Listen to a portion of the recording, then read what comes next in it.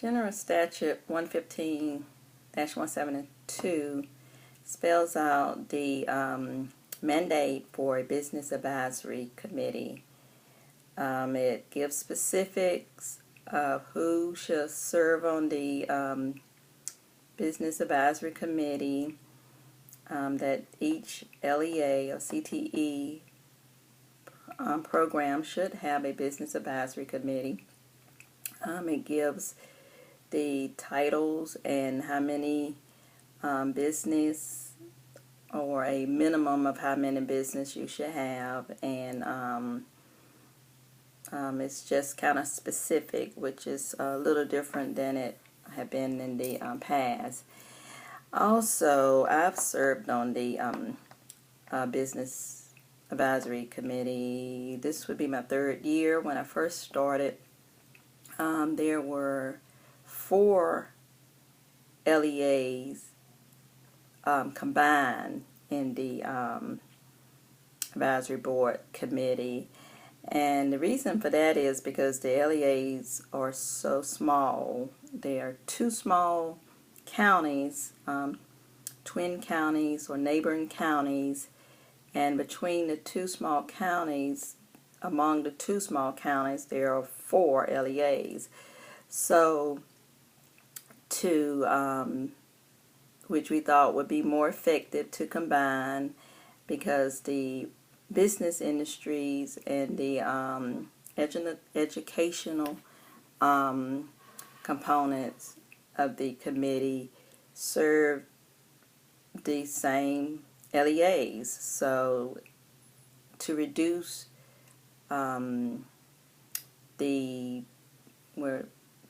tax in the business industries and the educational industries, we thought it would be more effective to have us all meet at one time, instead of breaking up the LEAs.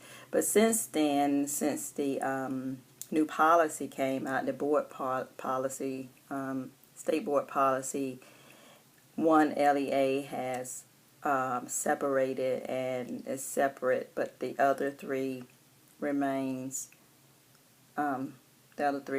together. So therefore, we did develop the bylaws for the new board. We had, since the restructuring, we had about 3 meetings.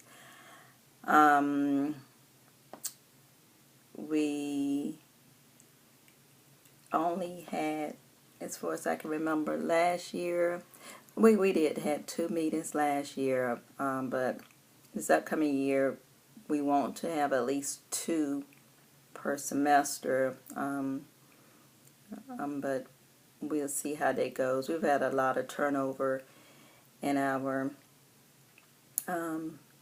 advisory board meeting as far as the director position, because with the new policy, the CTE director is to serve as the secretary, which we've had 3 out of the 3 directors that started with the new bylaws are no longer in the area. So with the turnover there, we have to kind of restructure and get back on track. Also, with New Perkins 5, the comprehensive local needs assessment, that's appears to be taking the place of the local planning system. And during this past CTE summer conference, I was in a session with the directors and maybe the IMCs, going over the new manual and the draft for the comprehensive needs assessment. And I like the part, the matrix, the evaluation part.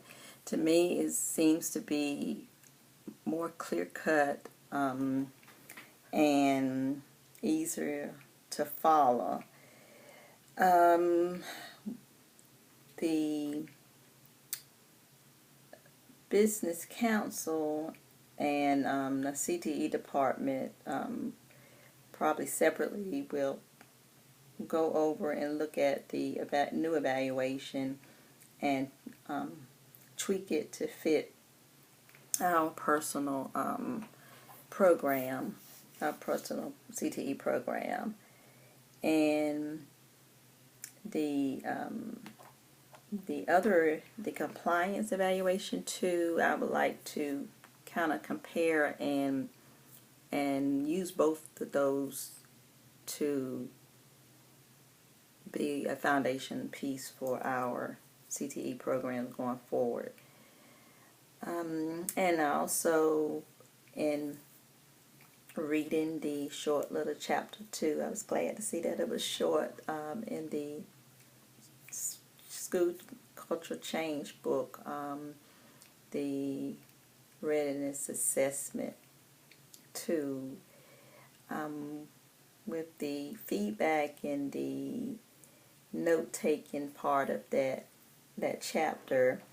I do believe that I am ready for change, ready for this change, always ready for improvement, and going forward with Perkins 5, I think a new change we're all ready for a new change. We've been waiting on an update for Perkins 5 for some years, and now that we have it, I think it's a new blueprint. Some things are still there, but it's a new blueprint that's more up to date with what career readiness is. And I think that's a challenge that we're all ready and we're all capable of jumping to the challenge. And I look forward to working with each of you and learning in this class and learning in every PD and books or whatever it takes. I like to learn, and I'm ready to learn and move forward.